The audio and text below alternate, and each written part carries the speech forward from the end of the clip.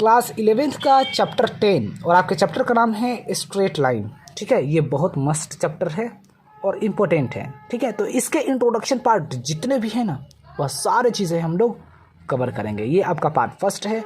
ठीक है, तो इसमें हम लोग बहुत कुछ जानने वाले हैं। देखिए, जो आपको ये अगर आप जान जाइएगा तो आप आराम से, ठीक है, आप आराम से एक्सरसाइज 10.1 कर लीजिएगा। कोई भी कहीं भी दिक्कत परेशानी आपको बिल्कुल नहीं होगा। ठीक है गाइज, तो चलते हैं हम लोग। सबसे पहले ये इंट्रोडक्शन पार्ट है जो हम लोग अच्छे से जान लेते हैं। ठीक है, तो देखिए, क्लास 10th कोऑर्डिनेट ज्योमेट्री आपने पढ़ा है, उसी से रिलेटेड कुछ फॉर्मूला है। ठीक है, डिस्टेंस फार्मूला है, ये आपको पता होगा। Root under x2 minus x1 का होल स्क्वायर प्लस में y2 माइनस y1 का होल स्क्वायर। ये मिड पॉइंट फार्मूला है। ठीक है, यानी कि दो पॉइंट हैं और इसके बीच का हमें मिड पॉइंट अगर फाइंड करना रहे, मान लीजिए c, तो उसके लिए फार्मूला होता है x1 प्लस x2 डिवाइड में 2 और फिर comma y1 plus y2 divide में 2। ये हमें पता होगा। c के कोऑर्डिनेट्स इस वाले फार्मूले से फाइंड करेंगे क्योंकि ये मिड पॉइंट है c।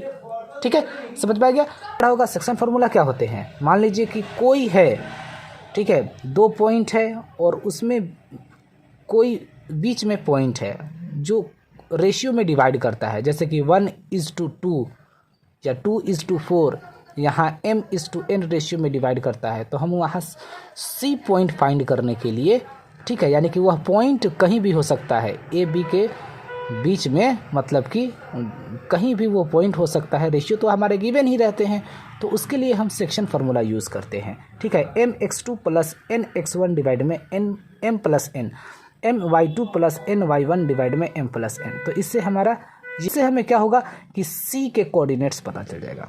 ठीक है, जैसे ये a के कोऑर्डिनेट्स हैं, b के कोऑर्डिनेट्स हैं, वैसे ही c का कोऑर्डिनेट्स हमें पता चल जाएगा सेक्शन फार्मूला से। समझ में आ गया। m n क्या होते हैं, रेशियो होते हैं। ठीक है, क्लियर। अब नेक्स्ट समझते हैं हम लोग, जो हम लोग को समझना चाहिए वो है स्लोप ऑफ लाइन। तो सबसे पहले जान लीजिए कि स्लोप क्या होते हैं। स्लोप का मतलब होता है किसी भी चीज़ का ढलाव। जैसे आप जानते हो ढलाव, जैसे हम लोगों का सीढ़ी होता है, जो सीढ़ी जो होते हैं छत पर चढ़ते हैं, तो वो क्या होता है, स्लोप ही तो होता है।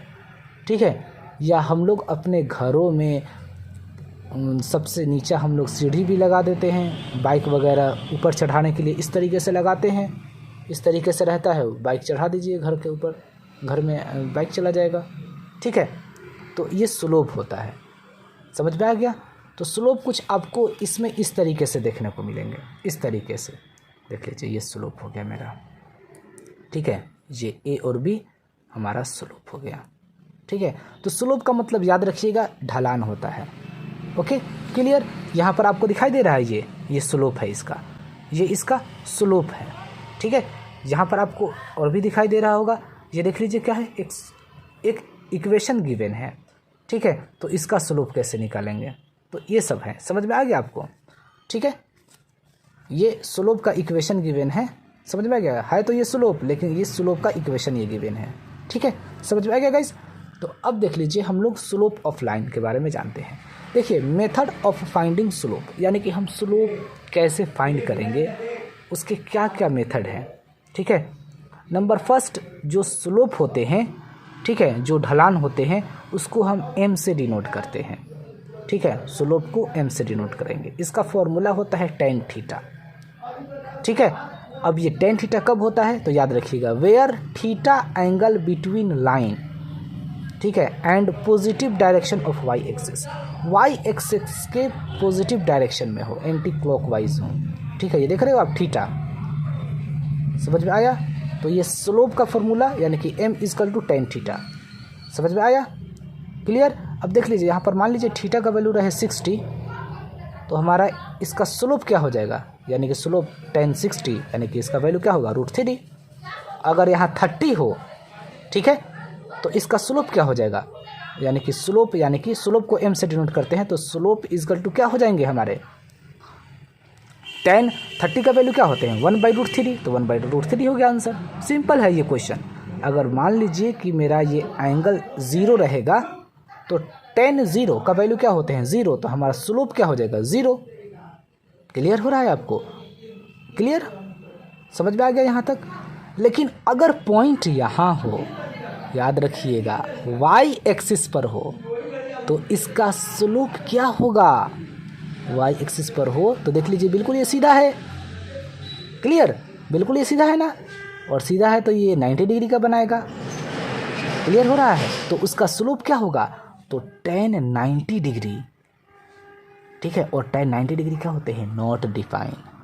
क्लियर, समझ में आ रहा है, ठीक है। एक और एक्स्ट्रा बता देते हैं, देख लीजिए, अगर यहाँ हो स्लोप हमारा, यानी कि इस एक्स एक्सिस पर हो स्लोप, एक्स एक्सिस पर अगर हमारा स्लोप होता है तो हमारा देख लीजिए, अगर एक्स एक्सिस पर कोई एंगल बन रहा है, ठीक है, मान लीजिए ये पॉइंट है एक्स एक्सिस पर, तो इसका स्लोप क्या होगा, तो tan यहाँ पर क्या बनेगा, एक्स एक्सिस पर यहाँ क्या होगा, 0 होगा। क्लियर, समझ में आ रहा है आपको, 0 होगा, क्योंकि यहाँ पर स्लोप थोड़ा सा ही तो बनेगा। ये तो हमारा देख लीजिए कितना ये एंगल बना रहा है, यहाँ पर क्या बनेगा, इस एक्स एक्सिस पर जो हमारा एंगल बनेगा वो तो 0 बनेगा, क्योंकि बिल्कुल सीधा है। 0 एंगल आप पढ़े हो नहीं, 0 एंगल मीन्स बिल्कुल इस तरीके से होता है। तो अगर इस एक्स एक्सिस पर हमारा स्लोप क्या होगा, तो tan 0 का वैल्यू 0, तो स्लोप हमारा 0, ठीक है। लेकिन स्लोप ऑफ वाई एक्सिस कहेगा, तो मान लीजिए कि वाई एक्सिस पर कोई भी, कहीं भी वाई एक्सिस पर, यहाँ मान लीजिए वाई एक्सिस पर हमारा स्लोप क्या होगा, तो पता है ये जब ये सीधा ही है तो बिल्कुल ये सीधा होगा, ठीक है। क्लियर, जब ये सीधा होगा तो इसका मतलब ये 90 डिग्री का बन गया, तो इसका स्लोप क्या होगा, यानी कि स्लोप को m से डिफाइन करेंगे, तो tan 90, और tan 90 का वैल्यू क्या होता है, नॉट डिफाइन। क्लियर, समझ में आ गया गाइस। नेक्स्ट समझते हैं अब दूसरा वाले पॉइंट। देखिए दूसरा वाला पॉइंट में क्या है कि एक ए पॉइंट है, एक बी पॉइंट है, ठीक है। अब ए के कोऑर्डिनेट्स गिवन है, बी के कोऑर्डिनेट्स गिवन है, ये दिमाग में आप रखिए, ठीक है। तो जब 2 पॉइंट गिवन हो, ठीक है, 2 पॉइंट गिवन हो, तो उसका हम स्लोप कैसे निकालेंगे, स्लोप का मतलब इसका ये ढलान कितना है, तो उसके लिए फॉर्मूला होता है y2 माइनस y1 डिवाइड में x2 माइनस x1, ठीक है। अब ये क्या होते हैं, देखिए ये x1 है, ये y1 है, ए के कोऑर्डिनेट्स x1 y1 होंगे, मान लीजिए कोई भी रहे, 5 रहे, 6 रहे, तो 5 हमारा x1 हो जाएगा, 6 हमारा y1 हो जाएगा, और बी के कोऑर्डिनेट्स x2 y2 रहेंगे। बस ये देखिए y2 में से x1, मान लीजिए यहाँ 5 है, 5 में से 1 घटा दीजिए तो क्या हो जाएंगे 4, ठीक है। तो इस तरीके से आप फाइंड कर लेंगे, बहुत आसान है यार, सिंपल है, ये तो बताने की ज़रूरत नहीं है, ठीक है। Where line passes through A and B, ठीक है, तो ए और बी से अगर कोई लाइन पासेस हो रहा है तो उसका स्लोप ये होगा, याद रखिएगा, ठीक है। नेक्स्ट समझते हैं पॉइंट नंबर 3, ठीक है। देख लीजिए स्लोप, देख लीजिए अगर कोई लाइन है, ठीक है, अगर कोई लाइन है तो, और उसका इक्वेशन गिवन है, देख लीजिए a x plus B Y plus C equal to 0, तो इस लाइन का हमें इक्वेशन गिवन है, तो इसका स्लोप क्या होगा, तो इसका स्लोप होते हैं -a/b, ठीक है। यानी कि मान लीजिए कि यहाँ पर 5 होता तो -5 डिवाइड में b, मान लीजिए कि यहाँ पर 3 होता तो 3, ये हमारा इसका स्लोप हो जाता। क्लियर, सिंपल है ये क्वेश्चन, ठीक है। Where equation of line A x plus B Y plus C equal to 0, ये इक्वेशन ऑफ लाइन है, समझ में आ गया। तो इसका स्लोप हम इसका स्लोप का क्या फॉर्मूला होता है, -a/b।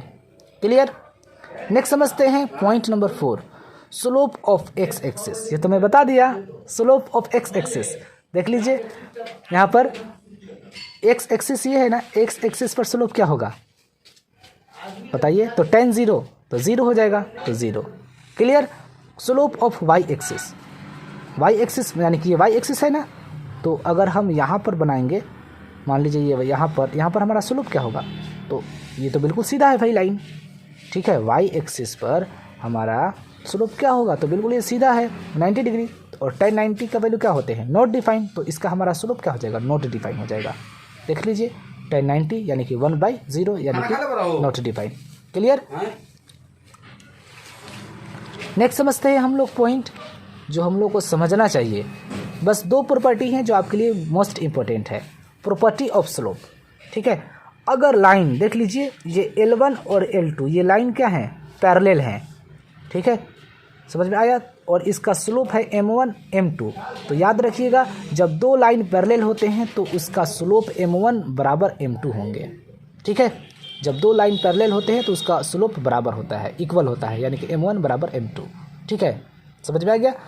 सेकंड नंबर पॉइंट समझ लेते हैं प्रॉपर्टी स्लोप का, L1 परपेंडिकुलर L2, देख लीजिए ये L1 है, ठीक है, ये L2 परपेंडिकुलर है ना, एक दूसरे के परपेंडिकुलर है, और इसका स्लोप m1 है और इसका m2 है। तो इसका जो हमारा स्लोप होते हैं, याद रखिएगा m1 into m2 equal to -1, ठीक है। जब दो लाइन परपेंडिकुलर होते हैं तो उसका slope m1 into m2 equal to -1। Clear, आपको समझ में आ गया?